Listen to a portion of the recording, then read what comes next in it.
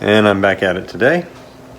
I'm gonna try, now that I've gotten the neck, the fretboard glued to the neck, I'm gonna try and clean up this line here. Got a number of problems in that it was burned by the machine, which can happen from time to time, but also just that the neck and the fretboard will never be identical in width, just the nature of the beast. And so I've got to try and smooth it out. And then there's also this ridge that came with a few of them. So I've got to try and work on that too. And then back here, this cool little shaping that we've got. I don't know if you can see that. That's got to be smoothed out, and angles checked on and stuff. So that's what I'm trying to work on now. I got one of these guys. I got a bunch of these other ones over here like this. Can't see that. It's round. Anyway, I'm just gonna mess around and see what I can come up with. All right, so here we are doing the neck shaping. So what you see here is me doing rasps and files and various scraping techniques that I am making up as I go, trying to blend that dark line there in the middle. So that dark line is the burn line of where the drill bit on the CNC was moving back and forth, and then the glue line of the fretboard being glued on there. Like, those two never actually line up. Okay, I have flipped it over.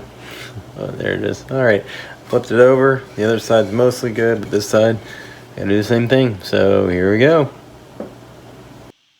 So I had to do that on both sides. Flip it over, scrape it, shape it, shape it, shape it. There's probably a faster way to do it. The problem is that I don't know what that is yet, but also just that if you were to try and take a power sander to it, you end up potentially marring the fretboard and also doing weird things to the shape of the neck, because I want those necks to feel really good in hand. And as it is right now, this kind of filing is going to require that there's still a level of handheld sander work. Okay, now I'm going to try and do the back of it. So unclamp my super fancy clamp that just clamps to my regular desk I use during my marketing day, my day job. I don't know if anybody realizes this is not my main thing. This is what you call a passion project. Maybe a one-day project, maybe a one-day full-time thing. But we're all in this together, right? So, figuring it out. All right, how to use a clamp 101. And I gotta shape some of this stuff here. I don't necessarily need to shape it, but that's really a huge drop, so I might try and do something with it, because if I take a power sander to that, I'm a little worried that I'll end up putting a hole right through this, because it's not very thick right there. All right, here we go.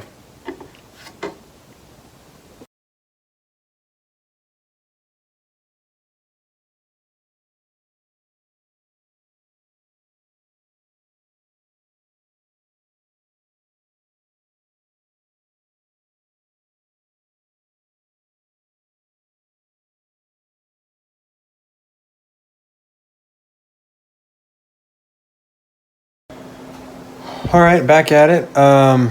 Tonight, the kids are down. It is getting late already. I can't believe how late I'm getting started, but I'm going to listen to a little Malcolm Gladwell podcast and try and work on doing some frets over in here. I've done it a couple of times now, but not in this particular way or layout, and I've managed to set myself up very well with a little bit of non-dairy ice cream that I also just made, and then because apparently I needed a drink too, I don't know.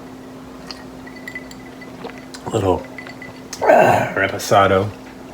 So I've got some files, and I got some clippers, and I got some frets here, so see what kind of trouble I can get into. Tonight's activity is to file down the frets on this one that I've been working on here. This has become more of a test piece than anything, but the neck has been shaped in with the fretboard here, and I got the frets. You can see they're kind of jagged edges right there. I don't know if you can see that or not.